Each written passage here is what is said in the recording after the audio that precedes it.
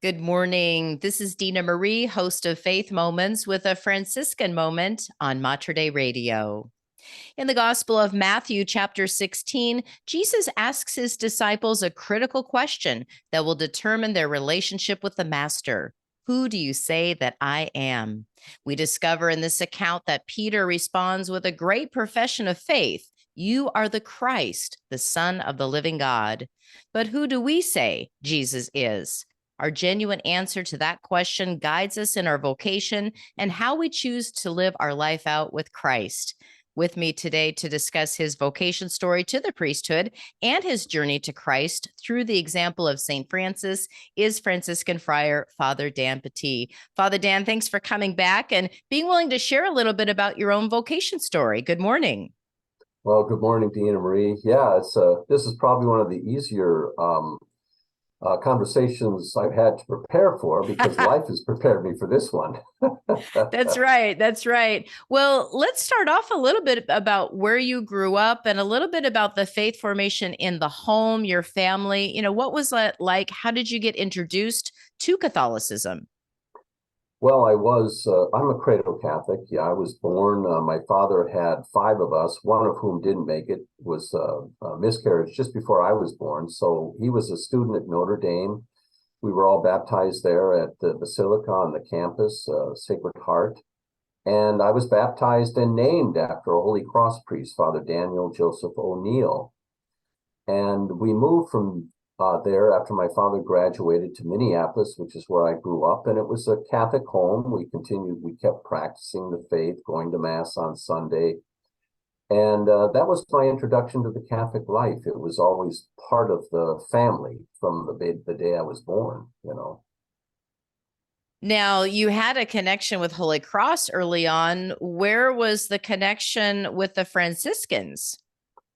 Well, that gets into the vocation question because Franciscans, I never even knew they existed Yeah. until I was 20 years old, and I went away. Well, actually, 19 years old, and I went away to a seminary that was run by the community I now belong to in Pennsylvania. I did have Benedictines at my high school from Collegeville. I grew up in Minneapolis, and I graduated from Benilde St. Margaret's High School, which was at that time at least had the Benedictines of Collegeville running it. So I knew them. And then, of course, I knew the Jesuits because I was a pre-med student at Creighton, which is a Jesuit university. And I'd follow a good Jesuit into the kingdom any day because two Jesuits figured pivotally in helping me discern my vocation. The first one was Father Jim Hoff, a wonderful Jesuit. He was teaching us at Creighton University a course in medical ethics. And the first thing he had us do in our course, this was my second semester sophomore year, he had us write an essay. Why do you want to be a doctor? And I wrote to him why I was questioning being a doctor and why I might be wondering if I wanted to be a priest. And he simply wrote in the margin, "Come and see me." And that was the beginning of the conversation. I think he was hoping I would eventually be a Jesuit, but Yeah. true to their charism of discernment, he helped me understand, go to this seminary out in Pennsylvania, which I did. And then there was another Jesuit, Father Bill Lynn, S.J., who was at the seminary teaching, our seminary, which is now closed, but it was announced in February 1979, that it was closing, and I took a retreat out with Father Bill, and it was an 8-day, and I never experienced, I learned the meaning of spiritual exercise in that retreat, because he exercised me. 5 hours of prayer a day. I had never done that before. And in that retreat, again, with Father Bill, the Jesuit, I discerned the TOR Franciscans, and that's how I came to them. Wow. I'm talking with Father Dan Pattee, Franciscan Friar, and we've had so many Franciscan moments. I thought we'd have a little opportunity to hear the walk of just really hearing that call to the priesthood and becoming a Franciscan Friar. Growing up, you mentioned four other siblings, three other siblings, a Catholic home. What about the home life, the parish life? It sounds like you went to Catholic schools. How do you see that impacting your ideas about who am I called to be? What is God calling me to be? Well, there's two levels to respond at. There's a kind of a subconscious level impact that I had from the first pastor at my parish, and he was Monsignor Fenlon, who actually contracted polio Mm.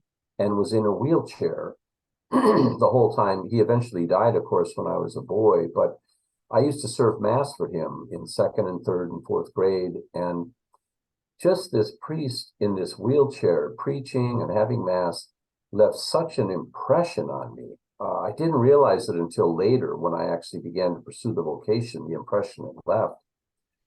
And then the person that replaced him was Monsignor Stan Cernitz, who was a wonderful priest from the Archdiocese of Minneapolis. And he asked me in seventh grade, would you like to go to the high school seminary? And I said, no, I don't think so. I'm going to go to the regular high school. Then he asked me as a junior in high school, so would you like to go to the college seminary of the Archdiocese and consider the priesthood? And I said, no, I'm going to go and be a pre-med student. And those invitations, those are important invitations. I'd say this to any priest out there, ask, because I've noticed this in the gospel. Jesus had to ask the men to follow him. And whereas, the women, they were just, they came along as they heard his preaching, they began to be attracted to him, his teaching. But the men, they had to be asked, he'd say, follow me, and how many said no? We don't know, but 12 said yes. And it's important. So those two asks were very important when 2 years later, after telling Monsignor, no, I don't have a vocation, I'm going to be a doctor. 2 years later, the questioning started within me. And I thought back to those questions. I thought, I got to give him a call. Did he see something? And of course, he did. He thought, I saw something in you. I thought maybe you might have a vocation, Mm-hmm. Right. And it sounds like part of that asking are planting the seeds. We don't know when they're ready to take root and to start to grow. And so those planting seeds, asking those questions, making a vocation be part of what I consider as I grow and mature in my faith life. And so God bless those priests. Right. No, For it's true. asking. It is, and I'm so grateful to these priests that I grew up with in my parish. My father was on the parish council, and of course, family life had its struggles. It turned out both my parents actually were alcoholics, and it wasn't a perfect family, and I don't think there is any perfect family really. But the amazing thing is, God is still capable of reaching us through these weak instruments. My mother, when I was about 9 or 10, she stopped. She got on the wagon and really, she realized what was going on and she had to stop. And my dad stopped when I was a freshman in college. And they both were good people, but flawed like all of us. But the call of God still was able to come through. And we kept practicing the faith. And they gave me the faith. I have a lot of gratitude to my parents for the gift of faith they've given me. Right. When you entered into college, was there a sense of a Catholic community, going to Mass? Was that still part of your journey as you go into this next level of education and then being away from home? Sometimes we can fall from that practice. Yeah, it's amazing. That's something I never did fall away from was I never did fall away from going to Mass and even occasionally going to confession on Sunday. I went to Mass on Sunday, but I was pretty much, I think in many ways, I guess a nominal Catholic. I was doing that and it was minimal. It was minimal, and then I go to confession. I remember going to confession maybe a couple of times, but there were a lot of my peers around me that weren't, none of us really were that concerned with religion that I recall. Right. I mean, it was there. The Jesuits, had a great pastoral presence on campus and the like, but I just didn't really take it that seriously until I started getting these questions in my second semester sophomore year. Yeah.